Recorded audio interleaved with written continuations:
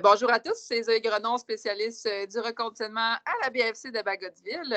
Je vais vous présenter une capsule avec ma collègue Véronique Morin. Véronique, si tu veux te présenter. Salut tout le monde, moi je m'appelle Véronique Morin, je suis monitrice de conditionnement physique et des sports à la BFC Bagotville. Merci. Fait qu'on est toutes deux, on est des kinésiologues à la base militaire. Donc, aujourd'hui, on va vous présenter une capsule au niveau de l'individualisation quand on parle de principe d'entraînement lorsqu'on doit faire au niveau d'un programme, un cours de groupe ou ainsi de suite. Donc, ce qu'on va vous présenter aussi, c'est en fonction, là, en lien avec la prévention des blessures sportives, en collaboration avec la promotion de la santé pour le volet pour un mode de vie plus actif. Donc, on va commencer comme suit. Je vais vous expliquer un petit peu c'est quoi l'individualisation et par la suite, vous allez voir, on va se poser des petites questions pour essayer que vous compreniez davantage dans votre vie quotidienne la réalité de l'individualisation. Donc, l'individualisation, là, c'est vraiment quelque chose, hein? L'être humain, c'est une personne qui est différente. Donc, il faut comprendre que chaque personne n'est pas pareille. Fait qu'il faut adapter selon l'âge, il faut adapter selon le sexe, le corps, la morphologie. Fait qu'il y a plein de facteurs différents qu'il faut prendre en considération lorsqu'on parle d'entraînement physique. Fait que, Véronique, je vais te poser une petite question. Que toi, là, quand tu donnes beaucoup de cours de groupe à la base militaire, qu'est-ce que tu dois prendre en considération quand tu penses à individualiser dans ton entraînement les cours de groupe? OK.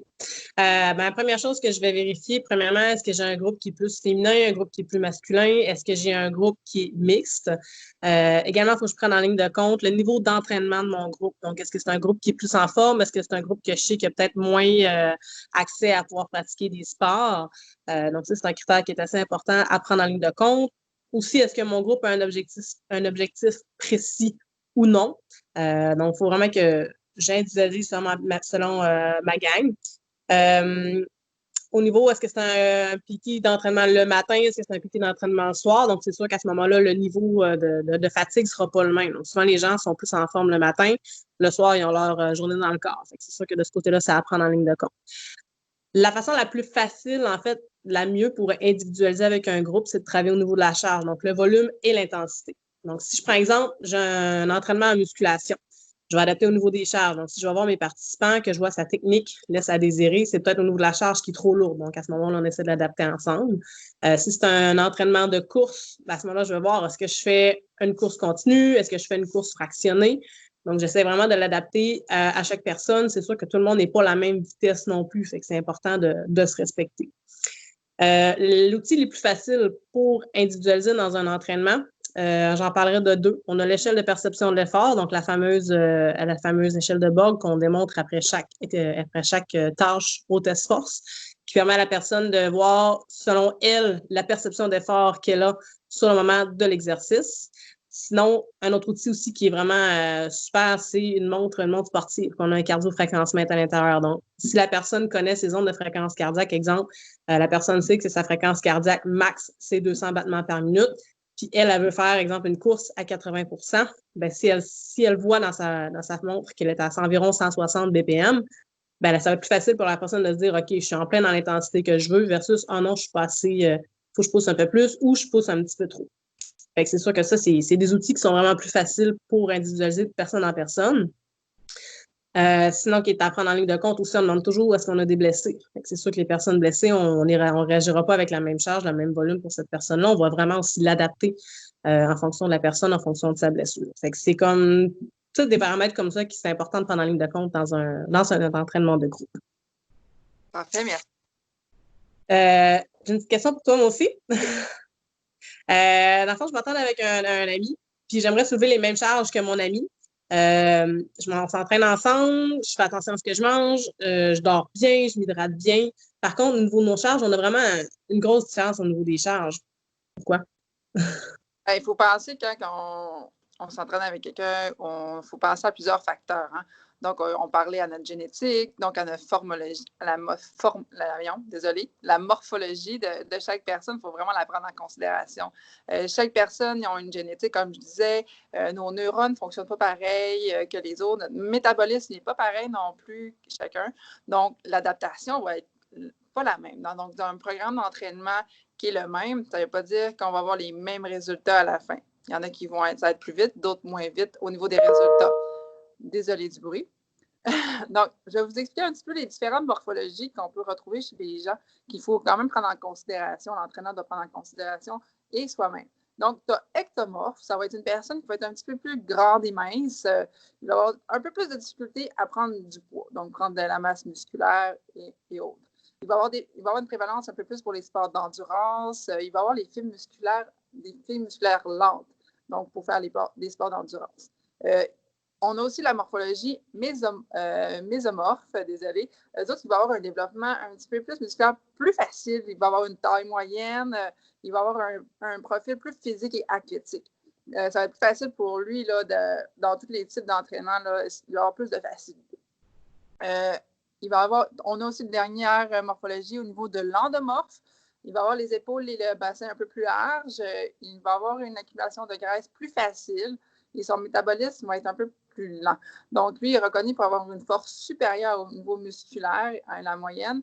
Puis, il va avoir une prévalence pour les sports, plus de puissance d'entraînement. Donc, c'est pour ça qu'il faut se connaître notre morphologie, puis savoir où est-ce qu'on veut comme objectif. Des fois, il faut travailler un peu plus fort pour aller chercher un objectif de quelqu'un d'autre.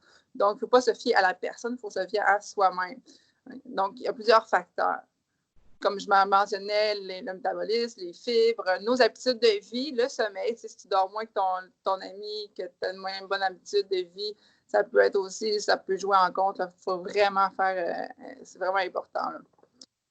Fait que c'est pas mal ça au niveau. Là. Avec deux personnes, en fait, qui font le même programme pour la prise de masse, peuvent avoir deux réponses complètement différentes. Oui, effectivement. Là, c'est ça. Il ne faut pas penser que là, mon ami, on fait le même programme, les mêmes exercices, presque les mêmes poids. Puis lui, j'ai vu en 2 mois qu'il y a eu une bonne prise de masse musculaire. Puis moi, c'est vraiment pas grand-chose. Puis là, c'est vraiment décevant. Mais on ne peut pas comparer un à l'autre. Là. Ça ne veut pas dire que ça va fonctionner le même programme pour toi. Peut-être pour toi, ça prendrait un autre sorte de programme pour avoir le même objectif. C'est vraiment travailler différemment. Là. C'est pour ça qu'avoir un bon entraîneur, pour avoir un entraîneur qui a un objectif précis, ça va nous aider vraiment à nous diriger plus facilement vers cet objectif-là. Okay. Fait que, Véro, j'ai une question pour toi. Oui. Mettons, il y a une personne qui court avec son fils depuis quelques années. Puis avant, il était capable de courir aussi vite que son fils. Puis dans les mêmes temps, là, tu sais. Là, au niveau, là, il n'arrive plus à le suivre, mais là, il s'entraîne toujours ensemble, ils font tout le temps les mêmes entraînements. Son fils n'en fait pas plus nécessairement que lui. Donc, la personne voudrait savoir pourquoi il est vraiment capable d'arriver à la même vitesse ou à suivre là, son garçon. OK. Bien, ici, ce qui est à prendre en ligne de compte, c'est l'âge. C'est sûr qu'une personne plus vieille va avoir la difficulté à rencontrer les mêmes temps qu'une personne plus jeune, tout simplement parce que au cours de notre vie, le corps humain va connaître des pics de performance. Donc, pour le pic de performance du cardio, donc ce qu'on appelle le VO2 max, chez les hommes, le pic va arriver entre 18 et 20 ans versus chez les femmes, c'est beaucoup plus tôt, c'est de 13 à 15 ans. Donc, la croissance n'est pas la même chez les hommes versus chez les femmes. Et malheureusement, passé ce pic de performance-là, les capacités cardiovasculaires vont commencer à décroître. Donc, c'est sûr que la personne, si elle court avec son enfant, avant, elle faisait les mêmes temps. En vieillissant, elle a difficulté à rencontrer un peu plus les mêmes temps. Je ne dirais pas que c'est impossible d'aller rechercher les mêmes temps à la course. Par contre, ça va demander un petit peu plus de travail, un petit peu plus de discipline pour pouvoir aller chercher les mêmes temps. Puis également à prendre en ligne de compte la récupération. Donc, c'est sûr que plus on est jeune, souvent on récupère plus facilement. Plus on est vieux, à ce moment-là, on récupère un peu plus lentement. Donc, c'est différent. Je ne m'embarquerai pas trop dans ce sujet-là, étant donné que je crois que c'est une autre capsule que tu veux parler un petit peu plus tard de la récupération. Mais c'est ça. C'est quand même des facteurs qui sont très importants à prendre en ligne de compte. Là, le pic de performance et le corps qui vieillit. C'est pas des choses qui sont impossibles, mais ça demande un petit peu plus de travail, plus de discipline aussi. Oui, tantôt, quand tu parlais de pic au niveau là, de la capacité cardiovasculaire, qu'on a un pic, c'est vraiment parce que ça, notre fréquence cardiaque diminue aussi. À chaque année qu'on accumule, notre fréquence cardiaque diminue là, selon chaque personne. Il diminue plus ou moins, mais elle va toujours diminuer. Et de ce fait, à chaque décennie, donc à chaque 10 ans, tu perds environ 10 %. Une personne moins active va perdre 10 % de son VO2 max, de sa capacité d'oxygène à bien gérer l'oxygénation là, de son corps. Donc, imagine là, la capacité là, fonctionnelle. Être fonctionnel, c'est 15 de VO2 max, donc 15 millilitres, tout qu'est-ce qui en suit. Mais c'est important de comprendre que si tu es plus actif un peu, il peut y avoir une petite, de 5 % là, de perte là, à chaque décennie. Donc, c'est sûr que c'est important de garder une certaine capacité cardiovasculaire, même si on a des diminutions de santé cardiovasculaire. Donc, il faut vraiment comprendre qu'on a quand même, en vieillissant, il y a une dégradation de notre VO2 max, mais c'est pour ça que c'est super important de garder un certain niveau selon son corps et de s'écouter toujours là, pour garder, après ça, rendu à 80 ans, d'avoir encore un niveau là, acceptable et non juste fonctionnel à la base. Il faut vraiment penser, parce que la moyenne des gens, on peut se retrouver à 36 environ de VO2 max, fait qu'il faut essayer de voir de pas trop, c'est proche du 15. Là. Quand tu parles de décennie, il faut penser qu'il faut essayer de garder ça là, assez un bon niveau pour être fonctionnel. Donc, Véro, j'ai une petite question. Non, c'est toi qui as une question pour moi. Oui. En fait, une femme qui s'entraîne, puis que certaines semaines, ça va super bien, puis que d'autres semaines, elle a plus de difficultés à se dépasser, ses charges sont différentes, son temps à la course, c'est différent. Qu'est-ce qui peut influencer ces données-là chez une femme? C'est sûr que pour une femme, on a le cycle menstruel à chaque mois, donc il faut y penser. Puis par la suite, après ça, tu as la ménopause, donc c'est un autre débalancement hormonal. Donc, le contrôle hormonal, il joue un rôle vraiment grand dans notre métabolisme. Fait que quand on est en cycle menstruel, il va y avoir des paramètres à considérer. Donc, le corps va changer, le poids corporel, la quantité du corps, le flux sanguin, le volume sanguin. Donc, va jouer sur notre métabolisme, la fatigue, le corps. Donc, il faut vraiment prendre en considération. L'entraîneur doit prendre en considération. Puis quand tu as un groupe d'entraînement et que tu as des femmes, il faut en prendre en considération si la personne te dit qu'elle est plus fatiguée ou est plus fatiguée ou a besoin plus de repos ou souvent mal dans le dos ou dans ses cycles menstruels. Fait que c'est important d'en prendre en considération parce que quand tu es fatigué comme ça puis ton corps a changé, tu es plus à risque de blessure. Donc, il faut faire attention. Donc, bien s'écouter, continuer à bouger parce qu'il faut bouger quand même toujours dans l'entraînement, mais il faut s'écouter puis diminuer dans cette période-là. Diminue un peu ton rythme et continue d'entraîner. C'est super important. Est-ce que ça répondait à ta question? Oui, super, merci. Parfait. Fait que là, j'en avais un autre, là, quelqu'un qui joue au hockey. Donc, je viens de jouer, mettons exemple, je viens de commencer à jouer au hockey dans une ligue de garage avec mes amis. Puis eux autres, ils jouent depuis longtemps là, dans cette ligue-là. Là, ça fait plusieurs années. Moi, j'ai joué un peu quand j'étais jeune, mais ça faisait vraiment longtemps. Là, c'est comme si je n'avais jamais joué. Mais là, je n'ai réussi pas à retrouver mes capacités quand j'étais jeune, comme je voudrais. Là. Pourquoi? OK. Bien, dans un sport de groupe, en fait, ce qui est important à prendre en ligne de compte, c'est l'expertise de chacun.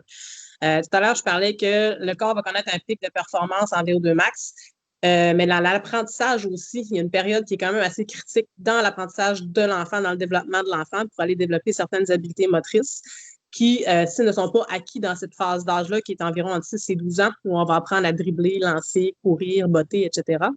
Si ces habiletés motrices-là ne sont pas acquises dans cette période sensible de développement, à ce moment-là, une personne va avoir plus de difficultés à performer dans un sport. Ce n'est pas impossible. Par contre, si, exemple, tes amis ont performé au hockey dans cette période-là, ils ont développé des habiletés, mais quand même qu'ils n'auront pas joué pendant plusieurs années, s'ils recommencent à jouer, la phase de réapprentissage, si je peux dire ça comme ça, va être beaucoup plus facile étant donné que la période critique a été apprise, les habiletés motrices ont été développées, versus une personne qui n'a pas eu la chance de développer ces habiletés-là de façon optimale. La phase d'apprentissage va être un petit peu plus longue. Donc, oui, la personne peut performer quand même au hockey, mais ça va être un petit peu plus difficile. Je dis au hockey, ça peut être à n'importe quel sport, ça peut être le volleyball, le basket, etc. Donc, si ces habiletés-là n'ont pas été développées, on n'atteindra pas les résultats aussi optimaux qu'une personne qui a pu les développer. Donc, si toi, tu ne les as pas faites, la période d'apprentissage va être un petit peu plus longue versus une personne qui les a développées va avoir plus de facilité au retour au jeu, en fait, si je peux dire ça comme ça. OK, parfait. Ça, c'est intéressant par rapport à ça. Prochaine question. Question qu'on se posait souvent, en fait, au gym, que je trouve très intéressant. Les fameux programmes sur Internet. comment savoir si mon programme que j'ai pris sur Internet est bon pour moi? Est-ce que c'est bon? Comment est-ce qu'on peut s'enligner avec tout ça, avec toutes ces informations qui sont à notre portée? Bien, c'est sûr que c'est assez facile d'avoir un programme d'entraînement gratuit sur Internet. Donc, je ne te dis pas que c'est pas nécessairement mauvais parce que la facilité est là, puis les gens cherchent la facilité, puis c'est correct aussi. Mais il faut prendre en considération que les programmes d'entraînement, ils ne sont pas adaptés à soi-même, à l'individu là, intégral. Là, que ça dépend toujours, il faut prendre les aspects aussi de la vie quotidienne. Les programmes d'entraînement que vous allez chercher, qu'il n'y a pas d'entraîneur qui a pensé à vous, que vous n'avez pas dit c'est qui vous êtes ou quoi que ce soit. Il ne va pas penser à votre vie quotidienne de la journée, si tu es fatigué, si tu as une grosse journée ou de travail, c'est quoi ta charge de travail à la maison et ton sommeil aussi. Il ne va pas prendre en considération l'aspect médical aussi, si tu prends des médicaments, si tu as des blessures, des anciennes blessures. Il faut que tu y penses toi-même, mais est-ce qu'on connaît tous les exercices qui sont bons selon notre condition? Donc, c'est pour ça que quand on va chercher un programme d'entraînement sur Internet, il faut penser environ à trois choses importantes. Okay? Donc, il faut penser à la crédibilité de la source. Donc, est-ce que c'est un entraîneur qui a beaucoup d'expérience d'un centre que vous connaissez? Est-ce que c'est un kinésiologue qui connaît vraiment le programme que vous avez fait selon votre entraînement? L'expérience de la personne dans le domaine aussi. On parle aussi de l'adaptabilité au niveau du programme et des exercices. Est-ce que les exercices sont adaptables pour vous? Désolée, il y a une lumière qui est fermée. Est-ce que l'adaptabilité au niveau, là, y a-t-il les options de peux changer ton intensité selon ta journée? Est-ce que tu peux changer certains exercices si tu n'es pas capable de le faire? Est-ce que les exercices, tu connais bien le mouvement ou tu vas chercher sur Internet ou quoi que ce soit, déjà le mouvement, comment ça marche? Donc, c'est ça qui est important. Que des fois, le kinésiologue ou l'entraîneur personnel peut vraiment vous indiquer là, comment bien faire le mouvement. C'est vraiment plus facile. Puis selon vos limitations aussi. Si, mettons, il me dit de faire un back squat, mais je ne suis pas capable de me rendre les mains en arrière, mais l'Internet ne te dit pas que tu n'es pas capable de le faire comme il faut, et que tu viens arrondir ton dos pour essayer d'aller mettre ta mobilité là, comme il faut en arrière de la barre. Donc, un entraîneur serait capable de faire un changement tout de suite drastique sur le moment présent, comparativement à un programme fait sur Internet. Il faut penser aussi à l'alignement du programme avec les objectifs. Oui, peut-être j'ai marqué sur Internet, je peux perdre de poids, il me sort quelque chose. Et là, ça ne veut pas dire que c'est fait pour toi. Même si c'est un objectif X, ça va peut-être trop intense au début. Il pense à la récupération. Il a-tu pensé à, mettons, si tu es allé faire quelque chose d'autre dans la semaine. Il dit, mettons, entraîne-toi 5 fois semaine, mais il n'a pas pensé à ta vie quotidienne. Donc là, c'est vraiment, est-ce que c'est logique? Est-ce que c'est réaliste? Tout ce qu'on trouve sur Internet pour soi-même l'adapter à la maison. Donc, c'est cela que je pense qu'un entraîneur, aller consulter un entraîneur, un kinésiologue, je ne dis pas tout le temps faire ça, mais où s'assurer que vous avez trouvé quelque chose qui vous intéresse, qui pourrait vous motiver sur Internet, mais allez poser si c'est bien pour vous. Allez le demander, allez chercher si c'est correct. La personne ne va pas vous dire, je ne veux pas que tu fasses cet entraînement-là. Elle va juste te diriger de la meilleure façon possible selon ta capacité, ta condition actuelle, parce que c'est vraiment important de savoir aussi, là, je le disais tantôt, là, si tu prends des médicaments, si tu as une condition physique, là, si tu as des blessures, des restrictions, des anciennes blessures qui pourraient ressortir à la suite là, de l'entraînement. Donc, c'est des choses qu'un entraîneur, un kinésiologue pourrait prendre en considération davantage qu'un programme sur Internet. Et sur Internet, comme je disais tantôt, les programmes ne sont pas adaptés là, pour les mouvements pour chaque personne. Donc, prendre en considération tout ça. Est-ce que tu avais des choses à ajouter par rapport à ça, Véronique? Ben, ce qui est intéressant aussi avec les entraîneurs, c'est que le programme pris sur Internet ne vérifiera pas si tu as la mobilité pour faire le mouvement. Donc, tantôt, tu parlais du back squat. Si c'est un front squat aussi, où ce que la charge est vraiment par rapport face au corps, est-ce que ton coude est assez élevé? Est-ce que ta barre est bien placée? Est-ce que ton bassin est assez mobile pour pouvoir aller chercher l'amplitude que tu vas aller chercher au squat? Fait que c'est sûr que ton entraînement plus Internet ne pourra pas aller chercher ces informations-là versus si je fais un programme de personne, mais quand je le remets, je vais regarder la personne faire le mouvement. Et si je vois que le mouvement n'est pas sécuritaire pour la personne, ben, je vais l'adapter soit en essayant de travailler au niveau de sa mobilité, soit en changeant complètement le mouvement, qui va aller travailler sensiblement les mêmes muscles, mais qui va être plus sécuritaire puis prévenir les blessures. Mais en effet, C'est super tout ce que tu as dit. Là. Et comme on dit pas de ne pas aller chercher des programmes sur Internet Non, ou quoi que ce c'est ça. soit, c'est vraiment facilité et on veut s'entraîner à la maison parce que notre vie dit en ça. Non, non, ça marche comme ça, puis c'est de l'argent aussi, c'est gratuit, puis mais c'est juste s'assurer, est-ce que vous faites les bons mouvements? Mais il faut bouger, fait que c'est vraiment, là, assurez-vous que tout est correct là, selon vos objectifs et votre mobilité de votre corps et votre expérience aussi selon. Donc, Véronique, Oui. pourquoi j'arrive à suivre l'intensité des autres dans mes cours, puis des fois, il y a des jours que je ne suis pas capable de suivre mes collègues, là, mais des fois, là, ça suit, là, c'est super bon, mais là, je ne suis pas capable de les suivre dernièrement. Là. Pourquoi? Qu'est-ce que ça pourrait faire? Ben, en fait, c'est de questionner journée par journée. Fait que là, c'est vraiment toi, l'individualisation, c'est toujours toi versus toi. Par contre, est-ce que cette nuit, est-ce que tu as bien dormi? Est-ce que tu as bu assez d'eau? Est-ce que tu t'es bien alimenté? Est-ce qu'aujourd'hui, tu es plus stressé? Est-ce que tu as une grosse journée aujourd'hui? Fait que c'est comme tous des facteurs à prendre en ligne de compte. Aussi, si tu as une famille, est-ce que c'est toi qui s'occupe seul des enfants à la maison? Tu sais, c'est sûr que ça va aller chercher un niveau de stress, un niveau de fatigue qui est quand même très important. Ça, c'est tous des facteurs qui peuvent avoir un énorme impact au niveau de la performance du sport. Fait que c'est sûr que c'est ça. C'est regarder dans ta journée comment ça va. Si tu es fatigué, ben faut que tu te respectes parce que plus tu es fatigué, souvent plus tes techniques vont laisser à désirer, étant donné que le corps est fatigué, il va mettre son énergie vraiment sur les fonctions vitales. Donc, c'est sûr que soulever de la charge, soulever peut-être un 200 livres au deadlift, c'est pas nécessairement vital pour le corps. C'est important de bouger aussi, par contre. Mais si tu sens que ta technique laisse à désirer, si tu sens que tu as des petits maux, des petites douleurs qui arrivent cette journée-là, c'est important de t'écouter puis d'adapter ton entraînement à ton niveau de fatigue, à ton niveau de stress, quitte à faire quelque chose de plus léger cette journée-là. Tu étais supposé, je sais pas, ça s'est supposé être ta grosse journée de jambes. Ben, tu peux peut-être aller faire une petite course à la place ou remplacer par quelque chose de plus léger. Si c'est un cours de groupe, ben, à ce moment-là, c'est diminuer les charges, diminuer l'intensité pour t'adapter. Mais c'est super important de s'écouter de jour en jour puis de se respecter aussi là, à ce niveau-là. OK, parfait. Oui, c'était pas mal ça, je pense, pour cette question. Est-ce que tu te rappelles la stratégie équilibre? Les Forces armées canadiennes, là, ils ont sorti une nouvelle stratégie au niveau, ça s'appelle la stratégie équilibre, sur 4 volets, donc l'alimentation, l'activité physique, le sommeil et la santé mentale. Donc, ces 4 volets qui sont super importants à prendre en considération individuellement. Si ces 4 volets-là sont pas, s'il y en a un qui est un peu vraiment diminué par rapport aux autres, qu'il n'y a pas un équilibre entre les 4, mais là, c'est là qu'il va jouer sur ton activité physique, sur ton énergie, ta fatigue. Donc, ces 4 volets-là sont pas, il n'y en a pas un toujours meilleur que l'autre, mais il faut quand même que ça soit égal, avoir une bonne équilibre. Donc, c'est pour ça que dans la dernière année, là, les Forces armées canadiennes vont sûrement essayer de focusser davantage là, sur ces 4 principes-là. Donc, vas-y pour ta prochaine question. Un client qui a une blessure, puis qui ne veut pas nécessairement s'entraîner avec son groupe, avec son unité, ou qu'il a peur de s'entraîner pour cause de soit augmenter sa blessure ou de se reblesser, qu'est-ce qu'on peut faire avec cette personne-là? Ouais, c'est comme tantôt, tu disais, l'individualisation, c'est toi versus toi.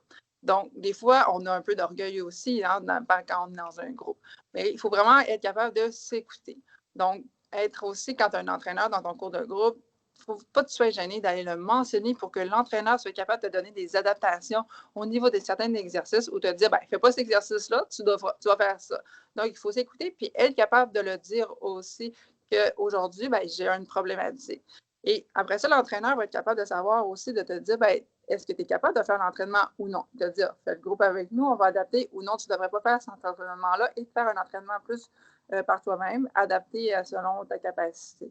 Fait que quand on a une blessure, ça demande beaucoup aussi d'énergie, tout dépendant du niveau là, de notre douleur ou autre. Et chaque individu pourrait avoir la même blessure, mais pas aussi le même niveau de douleur, au niveau de ta perception de ta douleur. Donc, c'est beaucoup au niveau psychologique, de notre santé mentale, au niveau d'une blessure.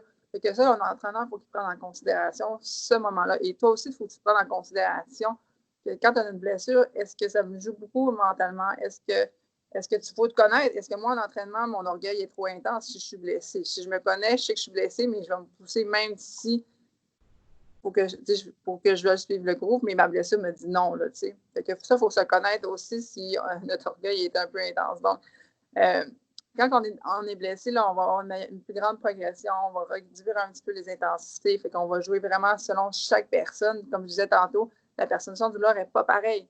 L'approche pour chaque personne ne sera pas pareille pour une même blessure. Il faut vraiment y aller vraiment selon l'individu et ce que l'individu nous dit, selon sa perception. Vas-y.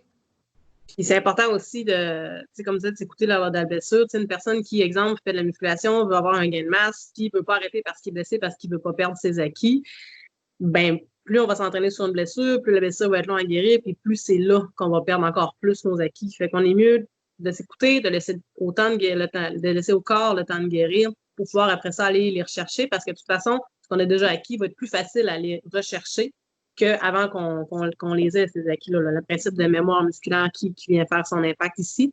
Fait que plus on s'écoute, plus on prend soin de notre corps, plus on va être facile de le reperformer plus rapidement aussi par après.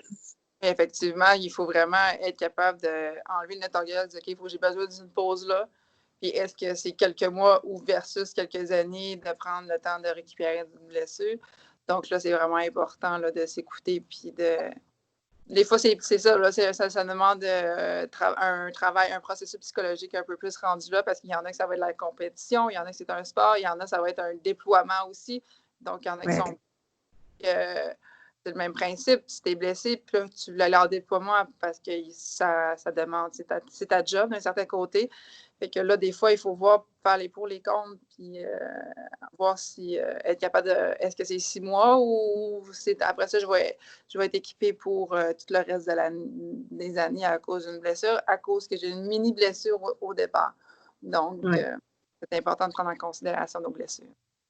C'est ça, puis de prendre en considération aussi qu'il ne faut pas arrêter de bouger, mais il faut l'adapter. Comme tu disais tout à l'heure, c'est souvent les gens sont blessés, ils ne veulent plus bouger.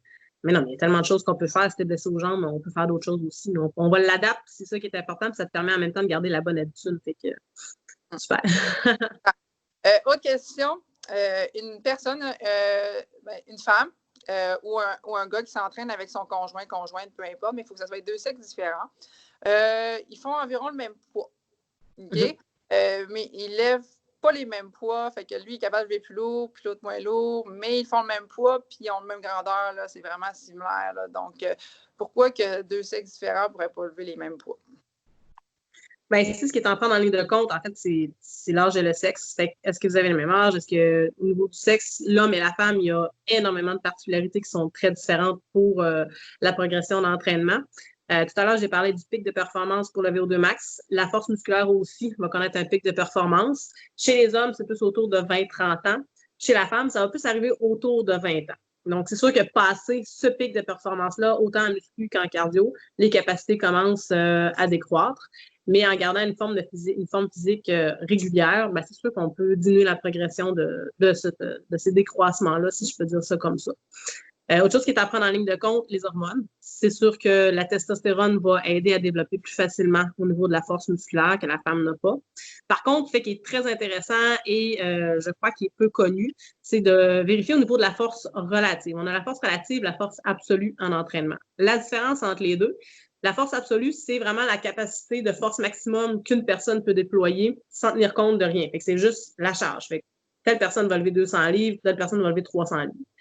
La force relative, ce qui est la différence, c'est de la force maximale possible de déployer par une personne en tenant compte de son poids. Fait que si, exemple, moi, je m'entraîne avec mon conjoint, je pèse, je sais pas, 130 livres, mon conjoint en pèse 200. Mais si on tient compte de la force relative, donc on compare avec mon poids versus la charge que je lève et celle de mon conjoint, bien, étonnamment, parfois, si on performe de la même façon, si les deux, on mange bien, on fait attention, il y a beaucoup de facteurs aussi à prendre en ligne de compte, outre la charge, mais si le niveau de performance est semblable, au niveau de la force relative, étonnamment, on n'a pas toujours nécessairement une si grosse différence. C'est ça qui est à prendre en ligne de compte, mais c'est sûr que la masse musculaire d'un homme est déjà plus importante que celle d'une femme. Donc, c'est des facteurs qui sont importants aussi. Ouais, donc, fait que ça ne veut pas dire qu'une femme peut être aussi en forme, peut lever aussi une charge autant qu'un homme. Là. Ça dépend toujours, comme tu parlais, au niveau de la force relative. C'est ça que ça veut dire. Exact. Il n'y a pas de sexisme rendu là. C'est juste que la réalité hormonale, c'est ça qui fait en ça. Mais oui, les femmes vont s'entraîner, peuvent lever des charges assez lourdes, assez impressionnantes aussi. Okay. Oui. C'est à moi, je crois. Oui, c'est à toi, oui. OK.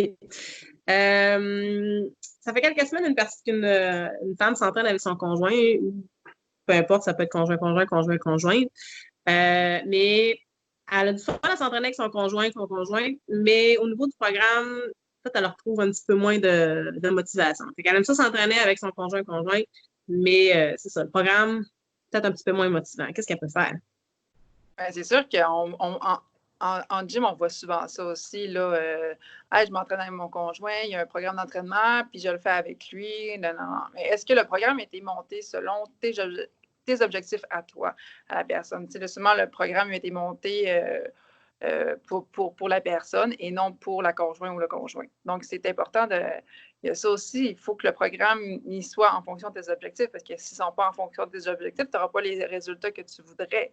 Tu sais, tu fais juste faire un mouvement, que tu n'es pas sûr que c'est ça, fait que le fait de rester à l'entraînement va rester le moins présent à ce niveau-là. Donc, ça va prendre en considération selon tes objectifs. Donc, pourquoi pas aller voir un entraîneur avec le conjoint? Parce que si ta motivation, c'est d'entraîner avec ton conjoint, puis ton conjoint aussi, pourquoi pas aller voir un entraîneur, puis lui dire, lui demander faites-nous un programme pour qu'on le fasse les deux ensemble, puis que ça s'adapte. Puis ça pourrait être, vous allez en même temps au gym, vous faites à la même place, vous êtes en même temps, vous faites vos choses séparées. De temps en temps, vous faites des petits exercices ensemble, mettons, circuit abdominaux ou peu importe. Ça peut être, ou votre cardio, ça peut être vraiment ensemble, mais des objectifs différents.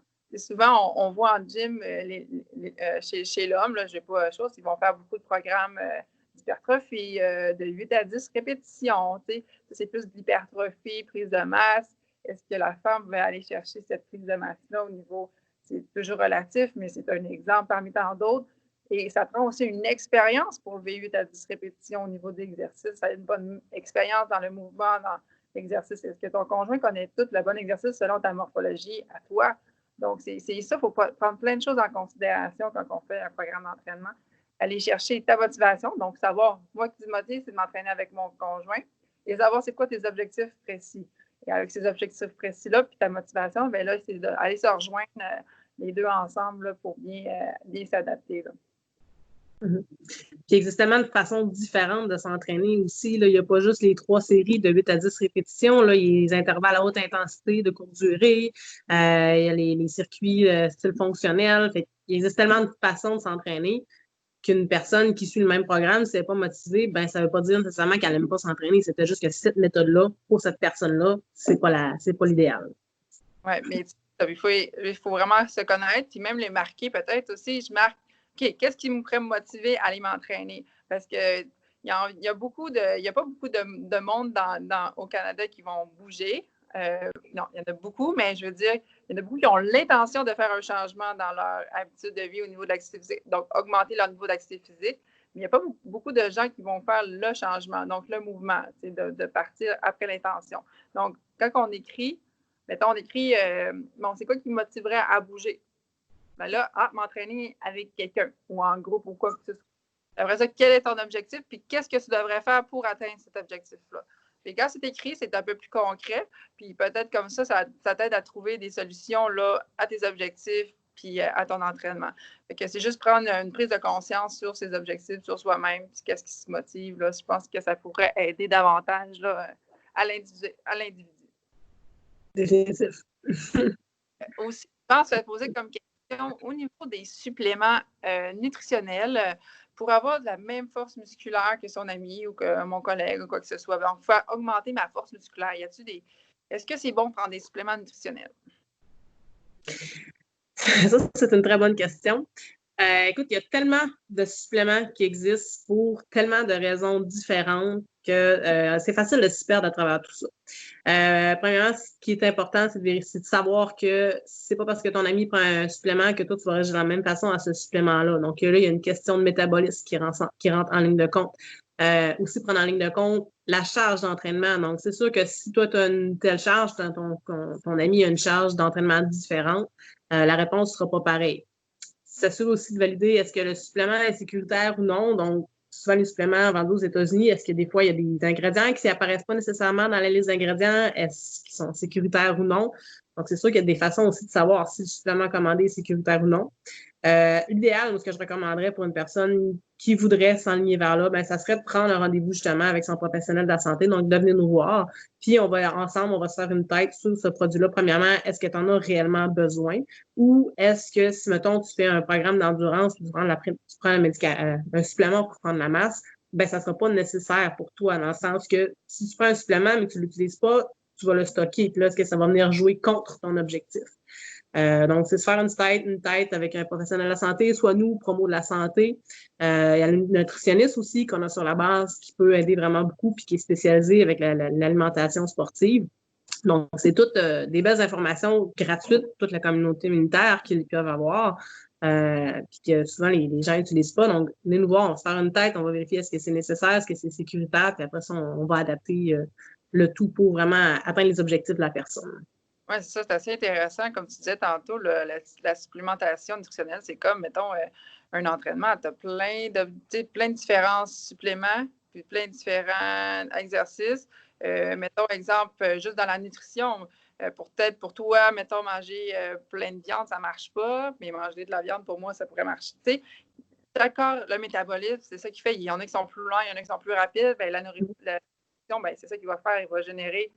Il va digérer plus rapidement ou moins lent. Il y a des aliments qui c'est mieux pour ce type de métabolisme-là, puis il y a d'autres aliments qui sont mieux pour l'autre métabolisme. Donc, c'est pour ça qu'un nutritionniste pourrait vraiment davantage là, à vous aider au niveau là, de vos objectifs, au niveau soit de prise de masse, soit de perte de poids. Vraiment, eux sont capables de faire un journal alimentaire là, dans la semaine pour vraiment vous indiquer là, aussi quelle sorte là, d'aliments mangés là, qui seraient davantage pour vous. Nous autres, on est là pour vous diriger dans ce qu'on connaît, dans ce qui est mieux, de même que la promotion de la santé. Donc, comme tu mentionnais tantôt. Oui, puis en même temps, si tu me permets d'ajouter, sans nécessairement avoir besoin de suppléments pour aller chercher ton objectif, exemple, si l'objectif, c'est la prise de masse, j'irais peut-être plus vers une bonne périodisation. Dans le sens, une périodisation, c'est qu'on va entraîner différentes qualités musculaires pour avoir un résultat optimal à une certaine phase musculaire. Fait que, mettons, tu passes par endurance, hypertrophie, force, puissance, etc. Puis tu vas passer différents moments dans ces phases-là pour aller vraiment aller chercher un résultat qui est optimal.